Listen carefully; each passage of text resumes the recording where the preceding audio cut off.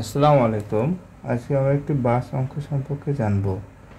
ঠিক আছে, তাহলে দেখুন একটি বাসের এত অংশ লাল, এত অংশ কালো, এত অংশ সবুজ এবং কাগজের আবৃত অবশিষ্ট অংশ 6 মিটার হলে বাসটির দৈর্ঘ্য কত?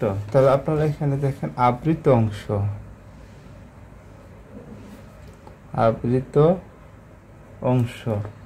আবৃত অংশ হচ্ছে আপনার 2/5, ঠিক আছে, 1/4 প্লাস 1/3। তাহলে আপনার লসাগু কত হবে? লসাগু হবে আপনার 60, মানে 5 4 20, 20 3 60, অর্থাৎ 60। তাহলে এটা যদি আমরা করি 5 1 5, 5 2 10, 12 12 2 24 প্লাস, তাহলে 60 আপনার হবে 15, 4 15 আপনার 60, আর এখানে হবে আপনার 20। ঠিক আছে, এটা হয়ে যাবে আপনার 20। তাহলে আপনার হচ্ছে 59/60। ঠিক আছে, এটা হচ্ছে আপনার দেখেন এত অংশ লাল, এত অংশ কালো আর এত অংশ সবুজ।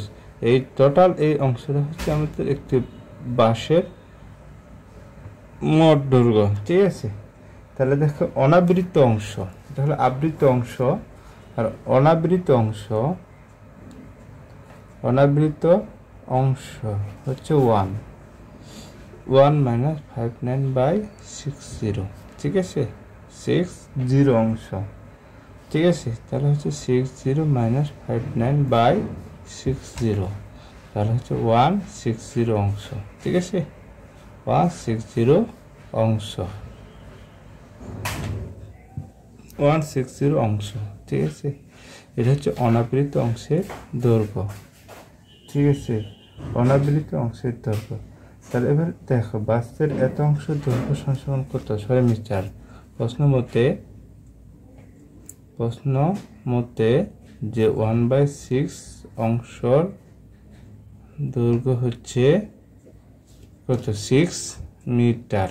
ঠিক আছে, তাহলে বাস্তির দৈর্ঘ্য হবে তাহলে 6 × 60, 636 এত মিটার। ঠিক আছে, বাস্তির দৈর্ঘ্য হবে এত মিটার। তাহলে উত্তর হবে 360 মিটার। ঠিক আছে, এটা ছিল এই অঙ্কের সমাধান। ধন্যবাদ আপনাদের।